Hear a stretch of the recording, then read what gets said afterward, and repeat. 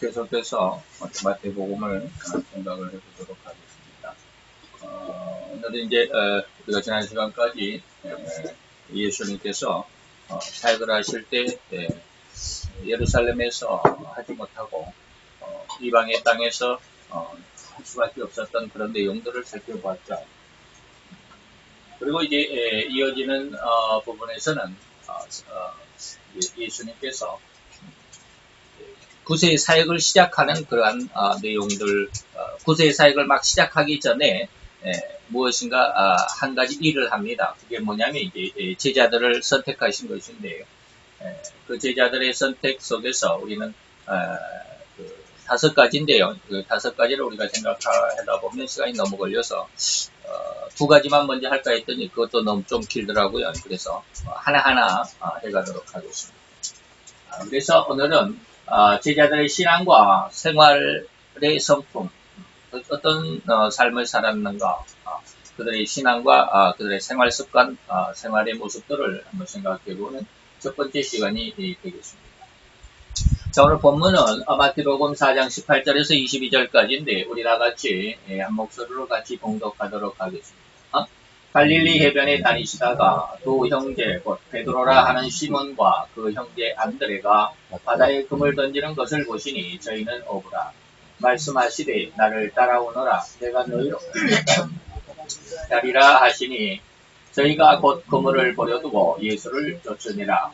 거기서 더 가시다가 다른 두 형제 곧 세베대의 아들 야고보와 그 형제 요한이 그 부친 세베대와 한 가지로 배에서 금을 짚는 것을 보시고 부르시니 저희가 곧 배와 부친을 버려두고 예수를 쫓으니라. 이제 오늘 우리가 이 말씀 속에서 이제 말씀드릴 내용들을 조금씩 제가 한번 먼저 말씀을 드립니다. 자, 이제 주님은 만왕의 왕으로 등극. 만왕의 왕으로 예수님이 언제 등극을 했습니까? 마태복음 3장에서, 우리는 지금 4장이죠. 4장인데 3장에서 예수님께서 요단강의 세례 요한에게 세례를 받으시고 난 다음에 요단강 위로 올라오시니까 하늘에서는 성부의 음성이 있었고, 그 다음에 예수님의 머리 위에는 성령께서 비둘기의 형상으로 나타나셨던, 그래서 삼위 하나님께서, 성부, 성자, 성령, 삼위 하나님께서 요단강가에 인류 역사상 처음으로 나타나신 바로 그런 장면이었다. 바로 그것이 예수님께서 만왕의 왕으로 등극하시는 그런 내용이었다라고 하는 것을 우리가 3장을 통해서 말씀을 드리겠습니다. 자, 그렇게 하고서 이제 왕이 되었으면 왕 다음 단계로 뭐냐면 동역할 일꾼들, 다시 말하면 오늘날도 대통령이 있으면 대통령 혼자 일을 못하죠. 밑에 비서관들도 있고 또 그 다음에 어떤 장관들, 이런저런 많은 부처들의 장관들이 있고 해서 그들 이렇게 동역할 일꾼들을 다 임명을 하게 되는 것이죠. 예수님도 이러한 일을 하게 됩니다. 그는 이제 자기의 전지전능한 능력이 있음을 과신하지도 않으셨습니다. 자, 이거 우리가 이 부분에서 우리 신자들이 좀 생각해 볼 수 있는 그러한 내용들이 참 많습니다. 예수님이 지금 어떤 상황 속에 있느냐, 어떠한 마음을 가지고 있느냐, 이따가도 말씀을 드리겠지만 예수님은 자기가 전지전능한 하나님이시기 때문에 그러한 전지전능한 능력이 분명히 있었습니다. 그런데 그 전지전능한 능력이 있음을 과신, 아주 믿음이 너무 과하다 이 말이죠. 과신하지도 않으셨다. 그 다음에 이 말을 다른 말로 하면, 과신에 따라 전지전능한 능력을 과신했다는 말을 다른 말로 하면 내가 능히 이 일을 할 수 있다고 해서 자만심으로 일관하지도 않으셨다라는 겁니다. 저도 아주 어떻게 보면 독특한 성질인데, 물론 또 다른 성품을 가진 사람들은 협력하는데 아주 특별한 재능을 가진 사람들도 있고요. 또 어떤 조직력을 갖추는데 특별한 재능을 가진 사람들도 있고요. 또 그러죠. 근데 저는 상당히 그 고집적인 그러한 성품이에요. 그래서 다른 사람들에게 이렇게 예수님처럼 이렇게 한꺼번에 많은 사람들과 이렇게 협동할 수 있는 그런 성품이어야 되는데 그러지 못하고요. 상당히 어떻게 보면 교만한 자만심이라고 말할 수 있는 내가 할 수 있는 것은 내가 하는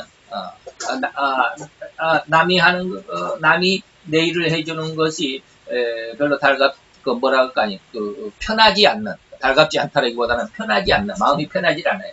뭐 이런 어떤 아주 독특한 성품이 있는데 성경을 읽으면서 또한 예수님의 이러한 내용들을 보면서 공부를 하면서 많이 이런 거 바꿔보려고도 합니다. 내가 다 일을 못한다라고 하는 건 너무나도 분명한 사실이기 때문에 내가 이 부족한 이런 쪽에서는 이런 사람에게 저런 쪽에서는 저런 사람에게 좀 부탁을 하고 협력을 하고 또 협동을 하는 그런 모습이 조금 필요하지 않을까 해서 많이 좀 노력을 하려고 그러는데 내 나름대로는 좀 좋아진 것 같은데 잘 안 되더라고요. 그렇습니다. 어쨌든 예수님은 일을 내가 할 수 있기 때문에 이것은 나만 해야 된다라고 하는 그런 어떤 옹고집적인 자만심이 아니셨다라고 하는 것이죠. 단지 자기의 일을 이제 이후에라도 다시 말하면 예수님은 자기 일이 뭐요? 세상 끝까지 인간을 구원하시는 일이죠. 이 구세의 일을 이후에라도 예수님은 다 자기의 일을 아시잖아요. 내가 이제 죽어서 그리고 또 승천하여 하늘로 올라가면서 이 세상 인간 세상에서는 예수님이 안 계시니까 그때 이제 예수님이 하시는 일, 지금 이렇게 하는 일에 대해서 이어받아서 이 말이죠. 예수님의 일을 이어받아서 땅 끝까지 증거해줄 일꾼들이 필요했다라고 하는 것이죠. 우리는 이렇게 미래를 내다보지 못하죠. 우리 인간들은. 그래서 여러 사람들의 도움을 받으려고 하지 않습니다. 내가 다 해야 된다라고 하는 그런 어떤 그 욕심이 미래를 보지 못하는 근시안적인 그런 어떤 모습일 수밖에 없겠다라고 생각하겠죠. 할 수 있죠. 더욱이 주님이 제자들을 택하실 때의 상황은 실로 엄청난 고민 끝에 택하셨다. 다시 말하면 예수님께서 이제 제자들을 부르셨는데 그냥 아무나 이렇게 부르신 것이 아니죠. 물론 오늘날에도 어떤 회사가 직원들을 모집할 때 아무나 선착순 이렇게 하는 회사는 거의 없잖아요. 거의 없습니다. 어떻게 하냐면 상당히 고민을 합니다. 많은 사람이 지원을 하면 그 사람들 일일이 다 면접을 보죠. 그 사람들이 어떤 생태를 보는 어떤 그런 회사들도 있다고 그래요. 그래서 면접하기 전에 이제 면접을 하러 온 사람들이 이제 대기실에 모여 있을 거 아닙니까? 그러면 그 속에 면접관 중에 한 사람이 그냥 자기도 면접 오는 것처럼 해가지고 그냥 그 안에 들어가가지고 여러 사람들 또 이렇게 저렇게 당신은 왜 왔습니까? 특기가 뭡니까? 막 이렇게 물어보기도 하고 같이 밥을 먹기도 하고 또 커피를 마시기도 하고 그러면서 그 면접 온 사람들의 어떤 생태 그 사람들의 어떤 정신 사상 뭐 이런 것들을 하나하나 체크해 보는 그러한 그 회사들의 면접 방식도 있다고 그래요. 뭐 그렇기도 합니다. 어쨌든 예수님이 제자들을 택할 때 엄청난 고민을 하셨습니다. 어떻게 고민을 하셨을까? 누가복음 6장 12절로 13절에 보면 예수님의 고민한 흔적을 기록하고 있습니다. 이때 예수께서 기도하시러 산으로 가사 밤이 맞도록 하나님께 기도하시고 밝음에 그 제자들을 부르사 그 중에서 12를 택하여 사도라 칭하셨다.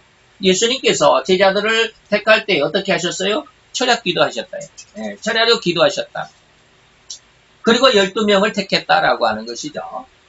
그래서 우리도 이러한 모습 안에서 다시 말하면 이러한 내용들을 점검하는 지금 예수님께서 밤이 맞도록 철야로 기도하시고 12명의 제자들을 택하셨다라고 하는 것을 우리가 생각을 해보고 그러한 것을 우리가 생각을 해본다면 우리도 또한 하나님의 기뻐하시는 신앙의 열매를 맺도록 해야 한다라고 하는 말씀을 드렸는데 이게 지금 무슨 말이냐면 예수님께서 밤새도록 철야로 기도하시고 하나님 앞에 예수님께서 자기의 그 사명을 다하고 이제 죽어 부활하시고 그리고 하늘로 승천에 올라가시면 이 땅에서 예수님의 일을 이어갈 수 있는 자들을 택하는데 그러한 자들을 택하기를 원하셨을 때 가만히 생각을 해보세요.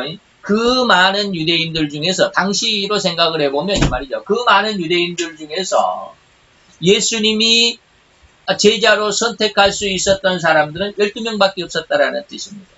무슨 말인지 이해가 됩니까? 철야로 기도하시고 12명을 선택을 했는데 그 12명을 선택했을 때 그 수많은 사람들 중에서 어떻게 12명만 선택했을까? 하나님이 철야를 기도하시고 나니까 이 사람은 이렇게 이렇게 쓰일 수 있겠구나. 이 사람은 이렇게 쓸 수 있겠구나. 라고 하는 것을 하나님 앞에 기도의 어떠한 응답, 기도하면서 그것을 알게 되더라 이 말이죠. 물론 하나님이시니까 다 아시고 계셨지만 나중에 뭐 베드로의 모습도 뭡니까? 이 베드로의 마지막 죽음의 모습까지도 예수님께서 예언하셨죠. 뭐 네가 양팔을 벌리면 남들이 너의 허리에 허리띠를 해갈 것이다 라고 하는 그러한 말을 하신 것은 베드로가 어떠한 죽음을 죽을 것이다 라고 하는 것을 말씀하신 것이다 라고 요한복음에도 기록이 되어 있습니다. 이런 걸 보면 예수님께서는 이미 다 하셨죠. 가룟 유다가 예수님의 제자로 들어왔을 때 예수님은 이미 저가 나를 팔 것이라고 하는 것을 제자로 선택하기 이전부터 알고 있었죠. 그래서 그가 예수님의 제자가 되어야만이 예수님을 넘겨줄 사람, 팔 사람이 있어야 하기 때문에 가룟 유다도 예수님이 제자로 맞이할 수밖에 없었다. 하나님의 뜻을 위해서, 또 인류를 구원하기 위해서 그런 것을 하시죠. 자, 이런 상황 속에서 보면 우리가 하나님께서 우리를 향하여 기도하시고 우리를 향하여 보실 때 나는 과연 하나님의 선택에 들어갈 수 있는, 너는 내 사랑하는 아들이고 너는 내 사랑하는 딸이다, 내 기뻐하는 자다라고, 물론 예수님께 하신 마태복음 3장의 말씀이시지만 오늘 우리 성도들에게조차도 하나님께서 내가 너를 기뻐한다 라고 하는 그러한 하나님의 아들, 하나님의 딸이 되어야 될 수 있겠느냐라고 하는 것이죠. 그래서 하나님이 기뻐하시는 신앙의 열매를 맺도록 해야 한다라는 말씀을 드리는 겁니다. 제자들을 부르신 예수님의 마음은 어떠하셨을까라고 하는 것을 한번 생각을 해보겠습니다. 예수님은 어떠한 마음으로 제자들을 부르셨을까? 자, 이때 예수님이 제자를 부르실 때 예수님은 그들을 택하실 때 예수님이 어떠한 이권이나 그들에게, 그 제자들에게 어떠한 이권이나 보상들을 약속하신 것이 아니었습니다. 이 말을 잘 이해할 수 있어야 합니다. 예수님은 우리를 부르실 때 특히 제자들, 물론 이제 우리 성도들도 역시 마찬가지지만 우리를 부르실 때 어떠한 이권이나 보상을 주시겠다고 약속하신 것이 아닙니다. 물론 우리가 성경을 읽어보면 베드로가 예수님 우리가 다 버리고 그 뭐 부자 청년과 뭐 부자가 천국에 들어가기가 뭐 낙타가 바늘기로 통과하는 것보다 더 어렵다 뭐 이런 이야기를 하시죠. 그리고 나니까 베드로가 예수님에게 묻습니다. 예수님, 그러면 우리는 집도 버리고 우리 오늘 본문에서도 보면 야고보와 요한 같은 사람은 아버지도 그냥 집에 내버려두고 자기는 예수님의 제자가 되었다. 뭐 이런 내용들이 있죠. 자, 우리는 집과 모든 것, 형제도 버리고 다 주를 따랐는데 우리에게 어떠한 보상이 있겠습니까? 라고 베드로가 물어보기도 하죠.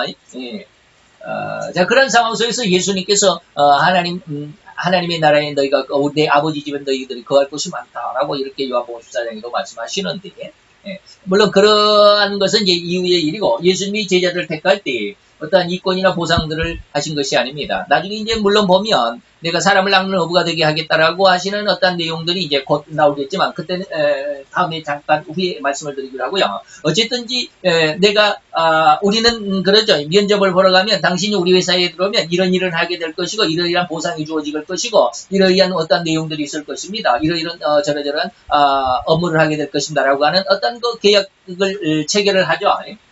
예수님이 선택하신 것은 이게 좀 없었던 것 같죠. 그죠? 우리는 요즘에는 믿음 안에서 성경을 좀 읽어보고 또 많이 설교를 들어보고 하니까 예수를 믿는 사람들에게 있어서는 이런 이권이나 보상들이 주어질 것으로 생각합니다. 그래서 예수를 믿으면 내 병이 낫고 내가 건강을 찾을 거야. 아니면 예수님을 믿으면 내가 좋은 대학에 갈 거야. 아니면 좋은 직장을 얻을 거야. 아니면 좋은 배우자를 얻을 거야. 아니면 내가 내 사업에 성공할 거야. 뭐 이런 어떠한 그 마음들을 가지고 예수님 앞에 나가서 기도하는 사람들이 거의 대부분이죠. 예수님은 그걸 약속하지 않으셨습니다. 잘 이해할 수 있어야 합니다. 단지 예수님께서 제자들을 선택하실 때 그들에게 어떠한 마음을 가지셨느냐 하면 인간의 가치관의 어떠함을 깨우시기를 원하셨습니다. 인간의 가치관의 어떠함을 일깨우신 것입니다. 어떤 이권이나 보상들을 약속하고 네가 나를 따르면 내가 너에게 이러한 보상을 해줄게. 1년에 봉급은 인턴 기간에는 뭐 봉급을 얼마 주고 인턴 기간이 지나면 또 봉급이 얼마고 또 1년마다 뭐 몇 프로의 뭐 봉급 인상이 있고 뭐 이러한 것을 예수님이 약속하지 않았다. 단지 예수님께서 제자들을 부르실 때 뭘 하셨느냐면 인간의 가치관의 변화를 촉구하셨습니다. 인간의 가치관. 다시 말하면 사람이 사는 게 어떤 게 사람이냐 이 말이에요. 어떤 삶이 진짜 인격적인 삶이냐라고 하는 것입니다. 그것이 뭐냐면 이제 이전까지는 제자들을 부르시기 이전까지는 제자들은 뭐냐면 자기와 가족들을 위한 삶을, 다시 말하면 생계를 유지하려고 하는 그러한 삶을 살았습니다. 다시 말하면 육신적인 삶을 살았다 이 말입니다. 제자들 4명, 특히 베드로, 안드레, 야고보, 요한은 어부였기 때문에 이 말이죠. 어부였기 때문에 일하는 것을 일해서 그 수익을 얻어서 자기와 자기 가족들을 먹여 살리는 생업이죠. 생업 속에 있었습니다. 우리나라 우리 한국의 목회자들의 어떤 독특한 면이 있습니다. 목회자들의 독특한 면이 무엇이냐면 교리적이라고 해야 되나요? 단체, 다시 말하면 장로교면 장로교에서 여러 가지 파가 있지만, 장로교, 감리교, 이런 거 있죠. 그런 어떤 종교 단체의 어떤, 교칙에 의하면, 우리 장로교에서는 목사는 겸직을 금합니다. 겸직을 금하죠. 그래서 목사로서 목회를 하면서 세상적인 어떤 다른 일을 하지 못하도록 하는 그런 어떤 규칙이 있습니다. 그러다 보니까 목사는 목회만 해야 되고 다른 생업적인 일은 하지 말아야 된다, 하지 못하는 이러한 어떤 규칙 때문에 물론 교회가 어느 정도 자립이 되고 목사님께서 밖에 나가서 일을 하지 않아도 충분히 삶을 유지할 수 있고 가족들을 부양할 수 있고 또 목회를 할 수 있고 그런 여건이 된다면 상관이 없죠. 근데 개척교회들은 그러한 여건이 될 수가 없습니다. 그래서 요즘에는 많이 그냥 그런 규칙이 있음에도 불구하고 그런 규칙은 위야무야하게 되는데, 저도 굉장히 많은 고민을 했습니다. 목회자로서 세상적인 일을 해야 되느냐 말아야 되느냐. 곧 굶어 죽게 생겼는데 이 다음 달부터는 이제 이달에 모든 카드가 막히고 다음 달부터는 이제 수입이 없어서 쉽게 말하면 땡전 한 푼 수입이 없는데 어떻게 해야 되느냐. 굉장히 고민도 많이 하고 기도도 많이 했습니다. 근데 하나님 응답을 안 주시더라고요. 너 나가서 일해라 이런 응답을 안 주시더라고요. 절대로 그런 응답 안 주십니다. 그런데 지나고 나면 하나님께서 그 길을 인도하셨다라는 것이 이해가 되고, 그리고 요즘에 하나님께서 제게 그 답을 주셨습니다. 요즘에 성경을 읽다 보니까 그러더라고요. 그러니까 예전에는 그런 말씀을 수없이 제가 신약 성경은 한 700권 이상 속독이지만 읽었다라고 지금 계속 말씀을 드리는데, 그래도 그것이 그렇게 많이 읽었어도 그 말을 저도 알고는 있지만 그 말이 이런 생업에 대한 일이었구나라고 하는 것이 이해가 안 돼. 그렇게 은혜로 와지지 않는 그런 일들이 많았습니다. 다시 말하면 우리에게 예수님의 주기도문 속에서도 우리에게 일용할 양식을 주옵시고 라고 하는 말씀이 있죠.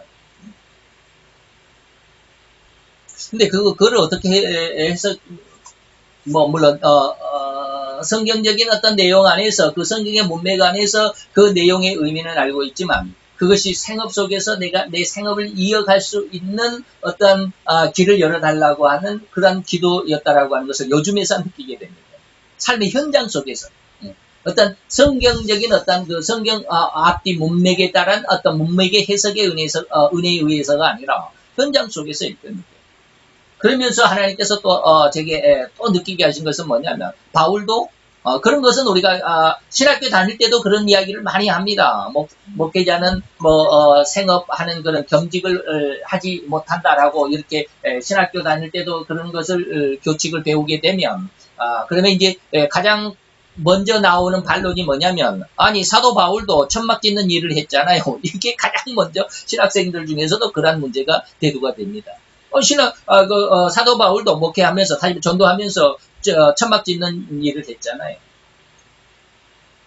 근데 현실 삶 속에서 이렇게 목회하면서 목회가 잘 안 되고 생업적인 모습으로 나가게 될 때 그 굉장히 고민이 됩니다. 그런 것들이 잘 얼른 머리에 떠오르지 않거든요. 마음에 하나님의 응답이다라고 이렇게 쉽게 믿어지질 않거든요. 그런데 요즘에 그런 말씀들이 믿어집니다. 아, 목사도 생업이 필요하구나. 자, 그런데 이 생업이 필요하다라고 할 때 이것을 저는 그것을 이제 요즘에 느꼈다고 그러지만 이런 말을 어떻게 해야 될지 모르겠지만 자우지간 그렇습니다. 자, 지금 예수님께서 부르기 전까지는 제자들은 자기와 가족들을 위한 생업, 고기 잡는 일, 네 명의 베드로, 안드레, 야고보, 요한은 어부였고, 마태는 세리였고, 이런 말씀이 이제 나오겠지만, 그래서 모든 사람들은 생업을 하고 있었죠. 생업을 하고 있었습니다. 뭐 하기 전에는? 예수님의 부름받기 전에는. 그래서 이제 주님은 그런 가족주의적인 삶에서 일어나서 온 인류를 위한 삶과 그러한 인생이 되기를 요구하신 것이죠. 이것이 뭡니까? 예수님이 제자를 부르신 마음이었습니다. 네 생업, 네 가족, 너와 네 가족들, 다시 말해 생명을 유지하기 위해서, 생명을 보존하기 위해서, 더 쉽게 말하면 살기 위해서 네가 일하지 말고.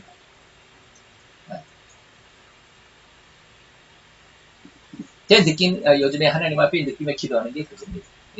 아직은 하나님 제게 세상을 이길 수 있는 믿음, 지난 시간에 우리가 세상을 이기는 믿음이 어떤 것이다라고 하는 것을 한번 예배 시간에 설교로 함께 나눠봤는데 그 믿음이 오기 전에는 생업이 필요하고,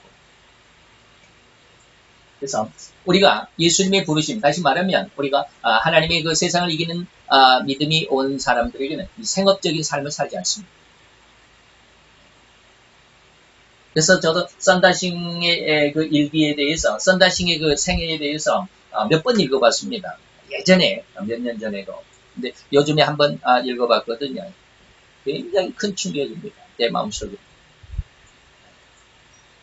똑같은 책인데, 읽을 때, 그 시점에 그 사람의 마음의 생태에 따라서, 그 기록의, 그 책의 내용들이 은혜가 되고, 은혜가 되지 않는, 그런 모습들이 없잖아요.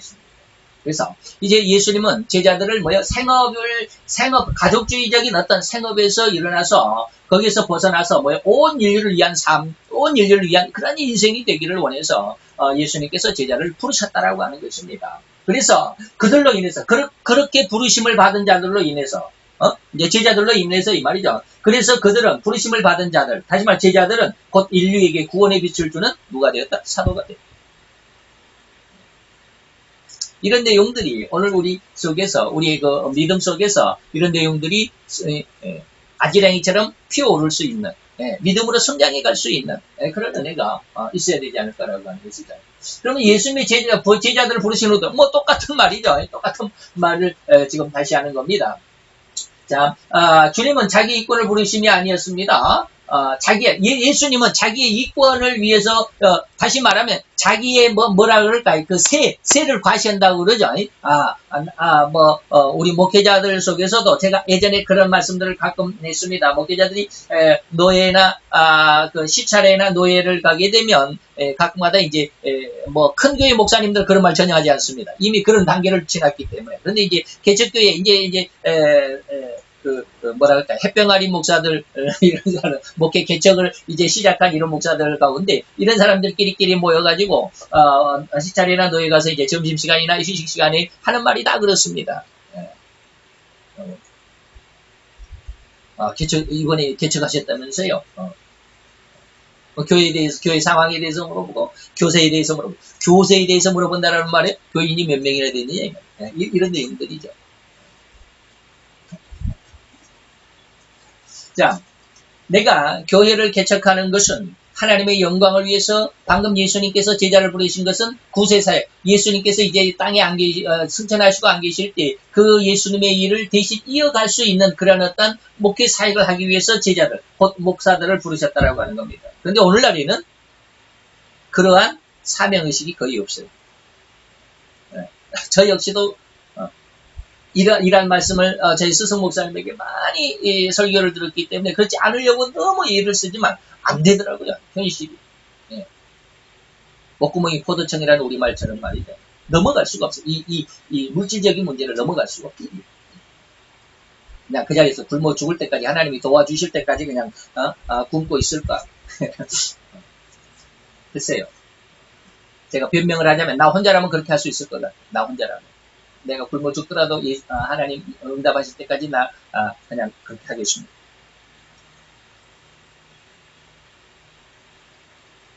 근데 이제 딸린 식구들도 있고 부양할 가족들이 있기 때문에 그렇지 못한다. 자, 핑계이긴 하지만 그저께도 그런 생각을 해요. 요즘 이제 하나님과 너무 강한 씨름 중에 있기 때문에 아주 마음이 힘들기는 하지만 하나님 앞에 힘들기는 하지만 그러면서 이제 기도가 끝나고 밥을 먹으려고 밥상을 저 혼자 이제 밥상을 차리면서 혼자 투덜거리는 거예요. 나 혼자. 나도 깜짝 놀랐어. 내가 그렇게 투덜거리고 있더라고. 뭐라고 그러냐면 아이고 살기 힘들어서 죽겠다고 하면서 밥은 먹으려고 밥을 차리고 있더라고. 그런 말을 나 혼자 중얼거리고 있더라고요. 참 인간이 이렇게 간사하구나라는 그런 생각을 하면서 밥을 차려 먹은 적도 있는데. 자, 인간들은 뭐냐면 자기 이권을 위해서 교회를 부흥시키려고 그럽니다. 심지어는 어떤 목사님은 내가 굶어 죽지 않기 위해서 열심히 전도한다라고 하는 그런 말씀을 하신 목사님의 말씀도 제가 들은 적도 있습니다. 그래서 그분이 상당히 성공한 케이스 중에 한 사람이에요. 너무 열심히 전도를 했어요. 왜 그렇게 교회에 그렇게 열심히 전도했습니까? 내가 안 굶어 죽으려고.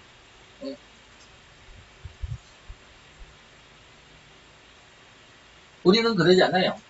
자기 이권을 위해서 열심히 전도하기도 하고 교세를 더 부흥시키려고 하기도 합니다. 그런데 예수님은 절대로 주님은 자기의 교세를 위해서, 자기 이권을 위해서 제자들을 부르신 거잖아요. 야, 나는 내 부하가 내 교회 교인들이 나는 50명이야, 나는 100명이야, 나는 500명이야.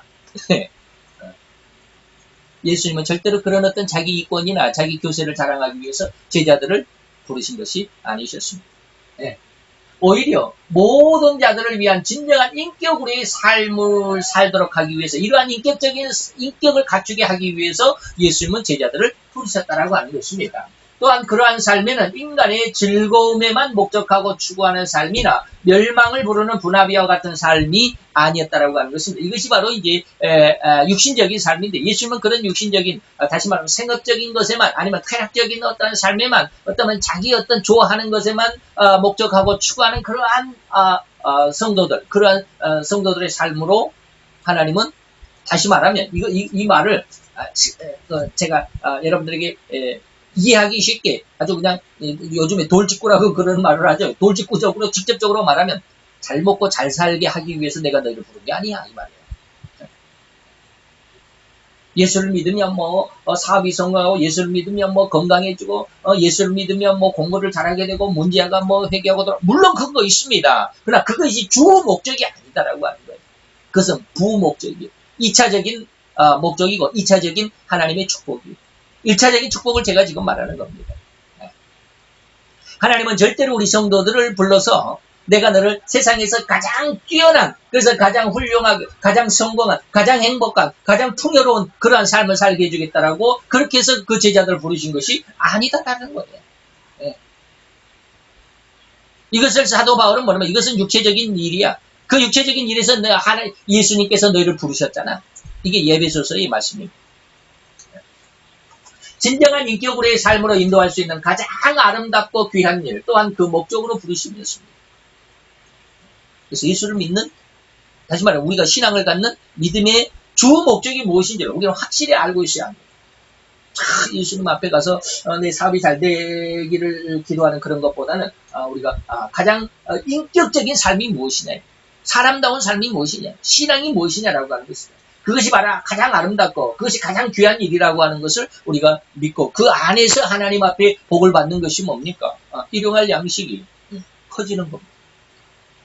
제가 예전에 이런 말씀의 은혜를 깨닫고 또 저희 교회가 좀 힘들어가지고 제가 부목사로 간 적이 있습니다. 부목사로 이제 전도사로 일했던 그 교회에 다시 부목사로 한 10여 년, 한 2, 3년 만에 부목사로 딱 가가지고 목사님이 저에게 설교를 시켜서 첫 설교가 그거였습니다.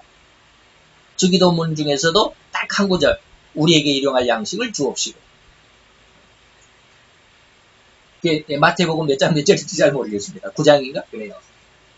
너무 짧잖아요. 우리에게 일용할 양식을. 본문을 딱 그걸로 선정을 하고 이제 사회자가 우리 성경을 봉독하겠습니다 하고 몇 장 마태복음 몇 장 몇 절 이렇게 딱 하고 우리에게 일용할 양식을 주옵시고. 이게 본문이야.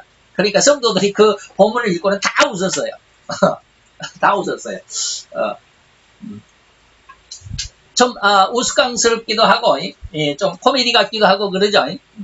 그 말씀 속에 물론 성도들이 좀 은혜를 받은 분들이 좀 많아요. 다시 말하면 그 말의 핵심 요지가 뭐냐면 여러분들이 하루에 일용할 양식이라고 생각하면 여러분들 얼마로 계산을 하겠습니까? 하루에 일용할 양식이라고 한다. 어떤 사람들은 얼른 오늘 하루 쓸 양식이기 때문에 요즘에는 뭐 한 끼에 뭐 7,000원, 8,000원 하지만 10,000원으로 칩시다. 10,000원으로 칩시다. 한 끼에 10,000원짜리 식사를 한다. 그러면 세 끼니까 30,000원. 밥 먹고 나면 커피도 한잔 해야 되고 친구들과 함께 이렇게 해야 되니까 아침에는 커피 사 먹을 적이 안 되니까 오후나 점심 이후나 저녁 이후에 보면 커피 한 잔을 먹어도 보통 한 4,000~5,000원 하잖아요. 5,000원 잡읍시다. 그러면 점심과 저녁에 10,000원. 그러면 40,000원이잖아요.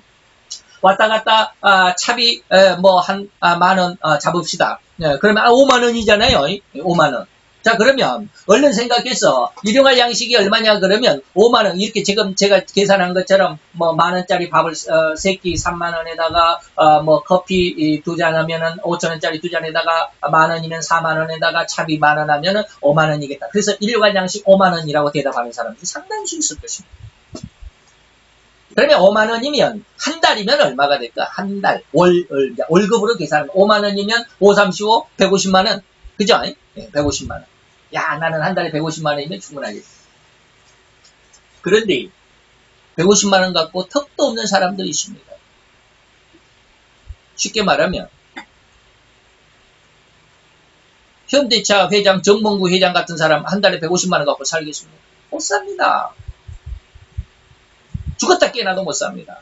그 사람은, 그 회장님은 그 자기의 몇만 명 되는 회사 직원들을 다 먹여 살려야 되고 그 모든 것에 수익을 내야 되고 나라에 또한 세금도 내야 되고 하니까 얼마나 많겠습니까? 그 사람은 그 정몽구 회장님은 아마 한 달에 얼마가 필요할까? 몇천억이 필요할지도 모르겠어요. 삼성의 지금 이건희 회장님은 이제 불편하시니까 그 아들 이재용 부회장님이 한 달에 얼마가 필요할까? 이건 우리가 헤아릴 수 없지만 몇천억이 필요할지도 모르잖아요. 한 달에. 그러면 그분들은 일용할 양식이 150만 원이겠습니까? 그 사람들은 몇천억입니다. 일용할 양식이 몇천억이에요. 다시 말하면 제가 왜 이러한 비교를 해드리냐면 그 사람에 따라서 그 사람의 삶의 방식에 따라서 그 사람의 삶의 형태에 따라서 일용할 양식이 천차만별이더라는 거예요. 제가 그런 내용으로 그때 설교를 했습니다. 그래서 몇 사람들이 목사님 설교 듣고 제가 많이 그 생각을 바꿨습니다라고 하시는 분들 몇 사람 있었어요. 과연 나는 일용할 양식이 얼마냐? 하나님께서 제게 갑자기 어느 날 그런 말씀을 하셨어요. 새벽 기도를 그때 열심히 했습니다. 인천에 있을 때. 그런데 갑자기 하나님이 물으셨어요. 네 일용할 양식이 얼마냐? 제가 그때 그걸 깨달은 거예요. 하나님이 갑자기 네 일용할 양식이 얼마냐라고 그렇게 물으시는 거예요. 그때 제가 뭘 기도하고 있었느냐면 하나님 이런 게 필요합니다. 교회는 이렇게 4층으로 짓고요. 주차장은 어떻게 하고요. 그래서 1층에는 뭐하고 2층에는 뭐하고 3층에는 뭐하고 4층에는 뭐하고요. 이렇게 쭉쭉쭉 해가지고 정확히 내 나름대로는 정확한 어떤 설계도는 없지만 내가 원하는 설계도를 가지고 계속 기도하고 있었습니다. 하나님 이렇게 합니다. 근데 이것이요, 지금 그때 당시로 아주 오래전이죠. 그때 당시로 평당 40만 원의 건축비가 든다고 그럽니다. 그러니까 이렇게 하다 보니까 100억이 필요하더라고요. 그래서 하나님 100억입니다. 100억이 필요합니다. 네 일용할 양식이 얼마냐고 물으세요. 마음속에 갑자기 그런 말씀 드렸어요. 하나님 두 말도 거침도 없이 그냥 하나님 100억입니다. 하나님이 뭐라고 하셨을까요? 일하는 소의 입에 망을 씌우지 않으마라는 말씀을 주셨습니다. 일하는 소, 네가 얼마만큼 일하느냐 이 말. 네가 100원어치 일하면 내가 너에게 100원을 줄 것이고, 네가 1000원어치 일을 하면 내가 1000원을 줄 것이고, 네가 1억 원어치 일을 하면 내가 1억을 너에게 줄 것이고, 100억을 위해서 100억 원어치의 일을 하면 내가 이렇게 100억을 줄 것이다. 자, 그런 은혜를 가지고 어떤 목사님과 사모님을 만나가지고 제가 이런 이야기를 했더니 그 사모님은 대뜸 그러시더라고요. 나는 우리 성도들에게 100억은 째째해서 요구하지 않는다. 1000억을 위해서 기도해. 제가 그 이야기를 듣고 제 마음속에 굉장히 황당했습니다. 그 사모님을 제가 비난하는 게 아니에요. 모든 사람들이 다 그렇습니다. 여러분들이 하나님이 만약에 네가 원하는 대로 내가 줄게라고 하나님께서 그렇게 약속을 하시고 지금 주겠다라고 한다면 여러분들 얼마를 구하겠습니까? 전부 다 자기 욕심내. 자기 욕심을 구합니다.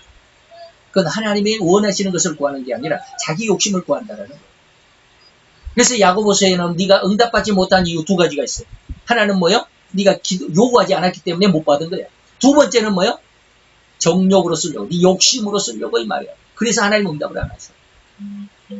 그래서 하나님이 지금까지 계속 하나님 앞에 제가 많은 것을 기도했지만 지난번에 하나님께서 초신자에게 그 직분을 주지 않는 것은 교만해질까봐 직분을 안 준 것이다라는 말씀이 그런 말씀으로 저는 받아들입니다. 그런 내용들이 다시 말하면 우리가 어떠한 모습이 하나님 앞에 가장 아름다운 삶이냐? 인격적인 삶. 어떤 세상에 잘 먹고 잘 사는 부귀와 명예와 권세적인 어떤 그런 삶이 결코 아름다운 삶이라고 할 수 없다. 인격적인 삶이다. 내가 어떠한 것이 진짜 인격이냐.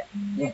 그것이 가장 아름다워. 그렇게 그러한 인격적인 삶으로 인도해가는 그러한 일이 가장 귀한 일입니다. 가장 아름다운 일입니다. 그래서 복음을 전하는 자에게는 하나님께서 하나님의 영광을 나타낼 수 있도록 물론 사도 바울은 아까도 말씀드렸지만 천막 짓는 일을 자기가 수행하면서 하나님의 복음을 전했지만 일하는 자의 입에 망을 씌우지 않은 것처럼 하나님 반드시 먹여주신다. 그런 어떤 내용들로 오늘 이 말씀이 있는데 이제 우리는 그렇게 부르심을 입은 사도들의 신앙관에 이제 알아보게 될 것입니다. 그래서 이런 어떤 서론적인 이야기가 너무 길어가지고 오늘 두 가지를 하려고 그랬더니 너무나도 길어서 한 가지만 할 겁니다. 자, 첫째는 뭐냐면 청렴한 신앙을 가진 자들이 바로 예수님의 제자들이었다. 예수님의 부름을 받을 수 있는 자들이었어요. 자, 제자들이 청렴한 신앙을 가지고 있었다는 의미가 과연 무엇일까요? 제자들은 무슨 청렴한 신앙? 베드로, 안드레, 야고보, 요한이 무슨 그 다음에 나머지 다 해서 12명의 제자들이 무슨 청렴한 신앙일까라고 하는 것이죠. 자, 오늘 본문 안에 네 사람, 특히 베드로, 안드레, 야고보, 요한이죠. 이 사람들은 고기를 낚는 어부였고요. 마태는 로마의 국가 공무원인 세리였습니다. 세리는 뭐예요? 세무서 직원을 세리라고 그랬습니다. 세리였고요. 나다네일이라고 하는 제자는요, 무화과 농장을 직영하는 농부였습니다. 그리고 다른 이들은 다 각자 자기 일을 하고 있지만 성경에는 다 그런 사람들의 직업을 이야기하고 있지 않습니다만은 이런 사람들은 특별하게 성경에 기록이 되어 있습니다. 어떤 일을 했다라고 하는 것이죠. 자, 이런 사람들 다시 말하면 제자들이 청렴한 신앙을 가지고 있다라고 했는데 그 사람들이 직업을 보니까 네 사람은 어부였고요. 마태는 세리였고요. 나다나엘은 농부였습니다. 근데 이들이 도대체 이러한 자기들의 어떤 직업을 갖는 것과 직업을 갖고 생업을 가지고 있는 사람들과 신앙이 청렴하다는 것과 어떠한 연관이 있느냐라고 하는 것이죠. 에? 무슨 의미일까? 이게 도대체 무슨 의미야? 여기서 우리가 그 사람이 어떠한 일을 하고 있을 때 그 사람이 하는 일의 그 이면에 있는 것을 들여다볼 수 있어야 이것이 진단이 가능합니다. 다시 말하면 즉 제자들은 부패하고 타락해 있는 종교계의 모든 비리들을 속속들이 알고 있었습니다. 이게 도대체 무슨 말일까요? 종교계 안에 다시 말하면 오늘 우리 신앙 안에서 신앙을 하고 있는, 다시 말하면 이때 당시로 보면 대제사장이나 제사장, 서기관과 율법사들이라고 하는 이런 많은 사람들이 어떤 신앙관을 가지고 신앙을 이어가서 하나님 앞에 있었을까라고 하는 거예요. 근데 그런 신앙의 모습들이 일반 성도들은 그런 어떤 종교인들의 어떤 모습에 대해서 그 이면의 모습을, 삶의 모습을 전혀 모르잖아요. 그 가족들은 물론 이제 어느 정도는 알고 있어, 같이 생활하니까 가족들은 알 수 있을런지 모르겠지만 일반 성도들은 대제사장이나 제사장들이 어떠한 삶을 살아가고 있는지를 전혀 몰라요. 뭐 겉으로 나타나는 집이 뭐 몇 평이다, 뭐가 어쨌다, 이런 것을 알 수 있지만 그 사람의 생활 생태, 습관, 그 습성을 모른다 이 말이에요. 그런데 제자들은 어느 정도 이러한 종교계의 그런 일반 성도들이 보지 못하는 것들을 보고 있다라는 거예요. 종교계가 얼마나 타락했는지. 제가 누차 이야기하지만 예수님께서 성전을 청결케 하실 때 째찍을 만들어 가지고 소나 나귀를 그냥 내보내고 째찍으로 막 내리쳐 가지고 그냥 다 내보내고, 비둘기 파는 사람들은 가지고 나가라 그러고 막 환전소에 돈 받고는 상을 막 뒤집어엎고 막 그랬다 그러죠. 왜 그들이 성전 안에 들어왔을까라고 하는 말씀도 여러분들에게 드린 적도 있습니다. 왜 그들이 그렇게 성전 안에서 소를 팔고 양을 팔고 비둘기를 팔고 돈을 환전해 줘야 될까? 성도들을 위한다, 성도들의 편의를 위한다, 성도들이 힘든 것을 도와준다라고 하는 그런 미명하에 성전 안에, 성전 뜰 안에 그것이 점점 들어와 있습니다.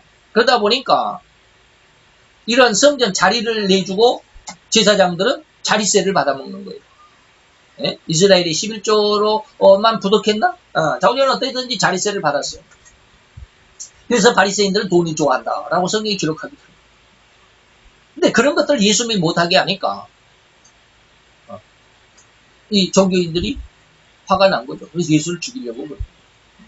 이런 어떤 비리들을 제자들은 보고 있었다라고 하는 것입니다. 특히 예수님의 이러한 12명의 직계 제자들은 아니었지만 세례 요한도 역시 마찬가지예요. 세례 요한은 어떤 사람이에요? 원래는 제사장이었습니다. 아버지 사가랴가 제사장이기 때문에 제사장의 직분은 세습이기 때문에 아버지가 제사장이면 아들도 당연히 제사장이요. 그래서 세례 요한은 원래는 제사장이었습니다. 제사장이었기 때문에 제사장들의 삶을 너무 잘 알고 있습니다. 30살 때까지 제사장이었잖아요. 30살 때까지 제사장이었습니다. 그러다 보니까 제사장들이 성도들 앞에서 또 예배할 때는 거룩하고 참 하나님 앞에 아름다운 그런 신앙의 모습을 보일지는 모르지만 예배가 끝나고 나서 자기들 어떤 삶을 살아갈 때 아주 개판이라고 하는 것을 능히 알고 있었던 사람이에요. 그래서 종교계의 부패를 미리 이미 알고 있었던 터에 하나님의 말씀을 깨닫게 됨으로 인해서 제사장의 신분을 버리고 선지자의 어려운 길을 선택하게 되었다. 이런 어떤 종교적인 어떤 비리들, 이것으로 인해서 앞으로 무엇이 있다고요? 기독교에 엄청난 하나님의 책망이, 징계가, 그리고 하나님의 심판이 있을 것이라고. 하나님이 세상을 심판하실 때 가장 먼저 어느 부분을 심판하신다고요? 교회를 먼저 심판한다라고 말씀을 너무 많이 말씀을 드렸습니다. 안 믿는 자들을 심판하는 게 아니에요. 교회를 먼저 심판하십니다. 그리고 나서 불신자들을 심판합니다. 그래서 교회가 앞으로 기독교가 제가 말씀드린 것처럼 왜 기독교가 이렇게 어려움을 겪게 됐느냐? 바로 이런 신앙의 잘못들 때문에 하나님 앞에 너무 잘못된 신앙들을 하고 있는 이들을 하나님이 먼저 책망을 하신다. 이러한 상황 속에 있을 때, 교회가 그래서 앞으로 엄청난 시련을 겪게 될 것이다라고 하는 것이, 계시록 18장에 기록된 말씀이다라고 하는 말씀, 제가 굉장히 말씀을 드렸고요. 이런 상황 속에서 제자들은 이러한 썩은 종교계의 어떤 그런 비리들과 함께하지 않았다. 이게 뭡니까? 거꾸로 나오는데. 그래서 그들은 밥 벌어먹기 급급해서 저들, 곧 종교계의 수장들에게 아부하거나 그들과 함께하기를 거절하고 오히려 그들만의 힘으로 자기의 일을 하고 있었다. 자기 생업을 하고 있었다 이 말이에요. 이 사람들이요, 성경에는 박사들입니다. 나중에 이제 그런 말씀도 있겠지만 저들은 불황무식하다라는 말이 우리 종교계 신앙계 안에서 예수님의 제자들은 불황무식하다라는 말이 너무 공공연한데 그들은 그렇게 불황무식하다 할지라도 성경에만큼은 엄청난 지혜와 지식을 가지고 있었습니다. 성경은 아주 잘 알고 있었습니다. 나다나엘이라고 하는 사람, 여기서 앞에도 방금 말씀을 드렸지만, 나다나엘은 이스라엘에서 나사렛에서 어떻게 선한 것이 날 수 있느냐? 성경을 이미 다 알고 있었던 그런 내용들입니다. 나중에 뭐 요한복음도 우리가 이미 조금 배웠지만 다는 못 배웠지만 배운 적도 있잖아요. 자, 그렇다고 해서 그들이 무식한 자들, 불황무식한 자들만은 아니었다라고 하는 것을 이해할 수 있어야 됩니다. 그들에게 주어진 하나님의 말씀들과 예언들을 확실하게 믿으면서 그런 약속들이 이루어지기를 간절히 고대하고 자기의 생업을 가지고 있었다라고.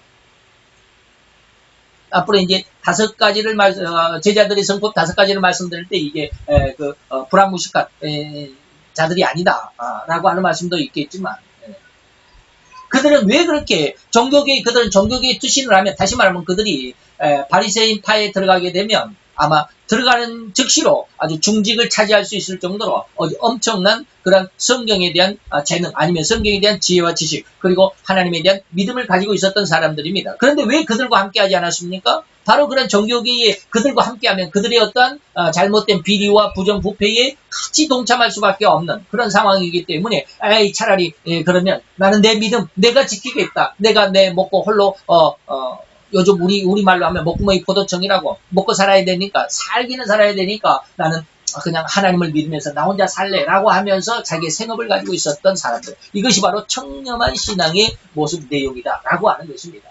이것은 어쩌면 세례 요한의 신앙과도 일명상통하는 부분이다. 세례 요한의 신앙이 무엇이에요? 그는 제사장이었지만 선지자의 삶을 살았다. 왜 그런 일을 했어요? 하나님의 말씀을 깨닫고 보니까 이 말이에요. 누가복음에 보면 하나님의 말씀이 저에게 임합니다. 그러니까 이제 빈들에 나가서 이제 그 선지자로서 광야에 외치는 자의 모습이 됐죠. 왜 그런 일을 했을까?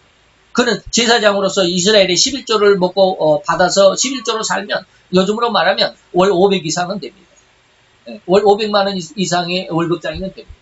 잘 먹고 잘 살 수 있잖아요. 그런데 그러한 일들을 다 버렸습니다.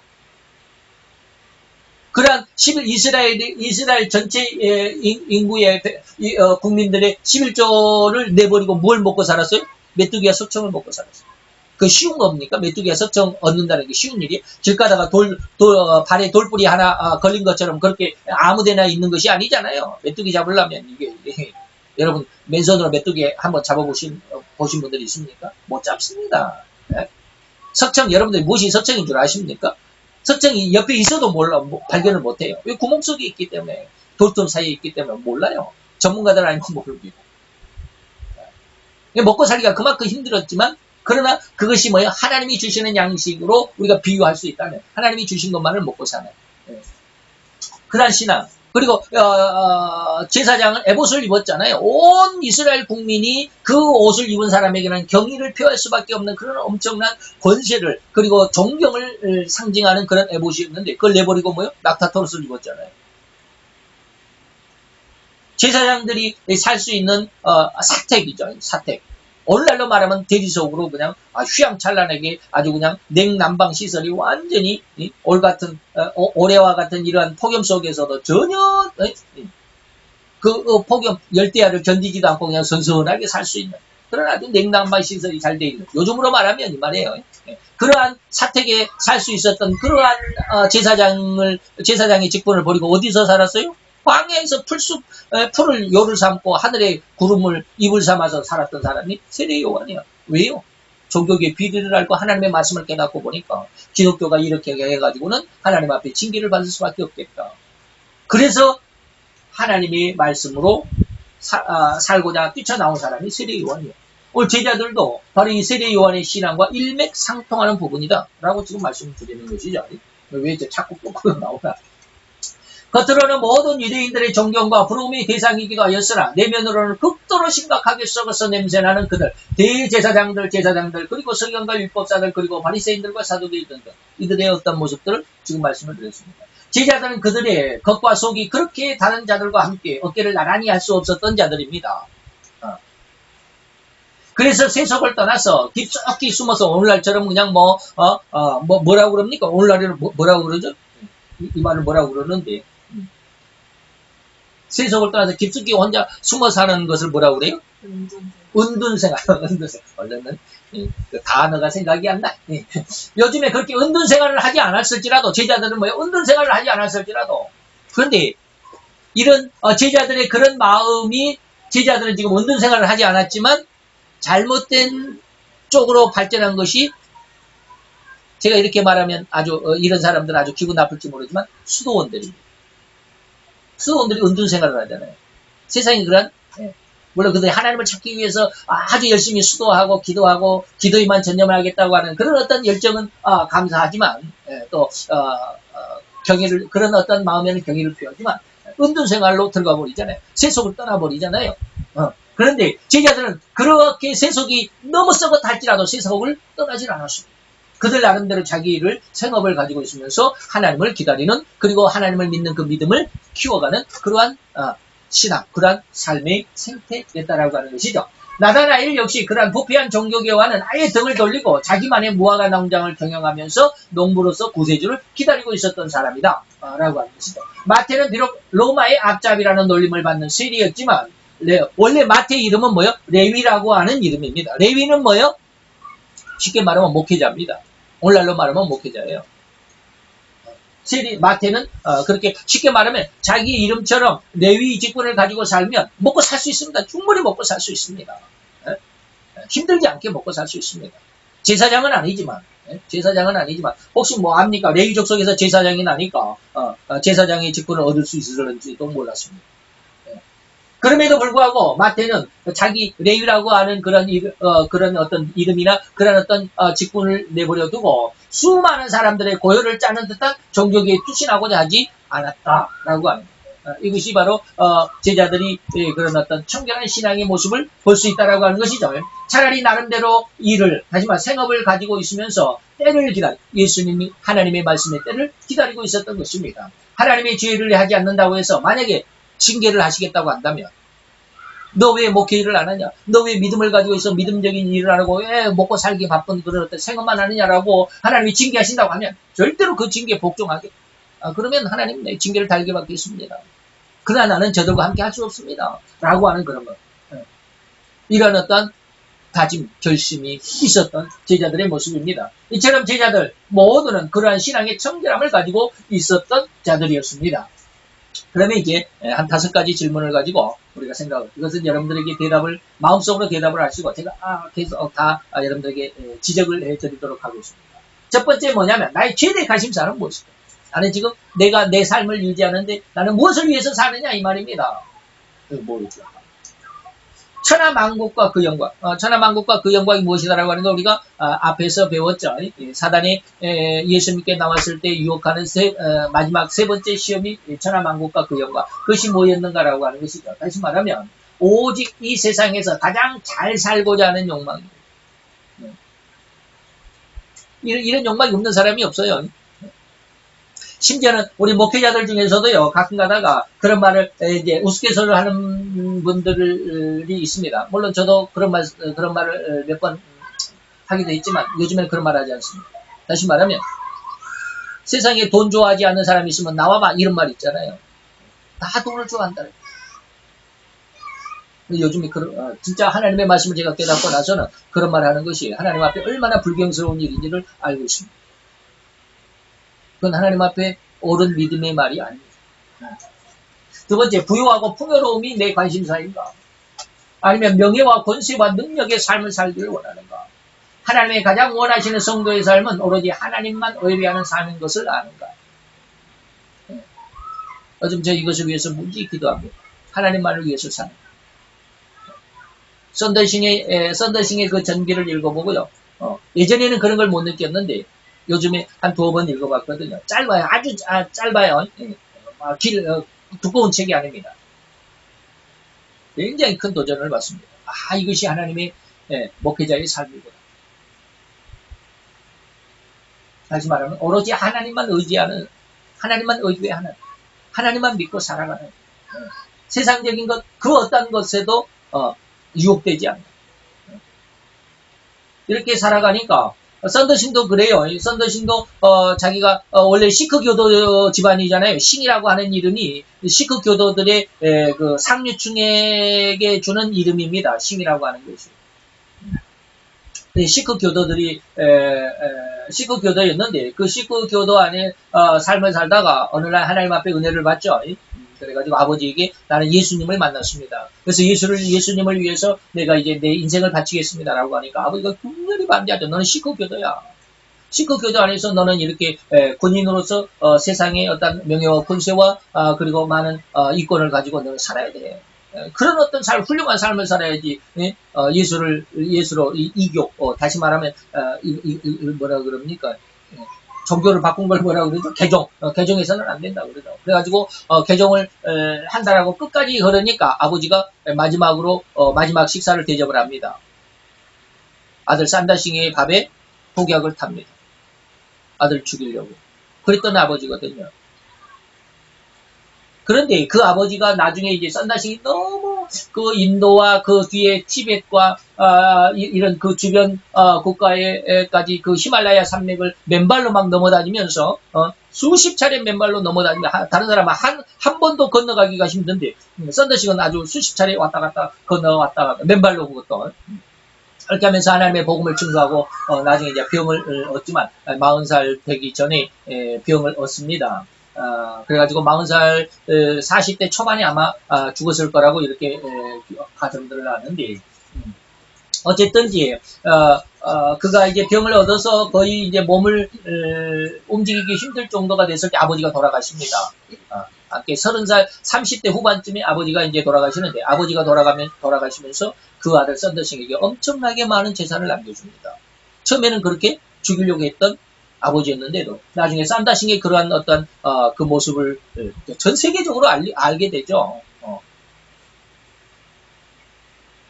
그렇게 되니까 이제 아버지도 그 아들을 이해하고 그랬는데 오직 하나님만 의리하는 삶 속에서 물론 그때까지는 힘들고 어렵고 많은 핍박과 어려움과 공격과 방해와 장애물이 있다 할지라도 그것을 이겨내게 되면 결과적으로는 자기를 죽이려고 했던 아버지도 자기를 후원해주는 그런 모습이 되는 것처럼 오늘도 우리가 오로지 하나님만 의리하는 삶 속에서 그러한 영광이 있겠다라고 하는 것이죠. 그런데 그러한 삶을 살기 위해서 처음부터 그렇게 가능했던 건 아닙니다. 무엇을 했을 때? 하나님을 만났을 때입니다.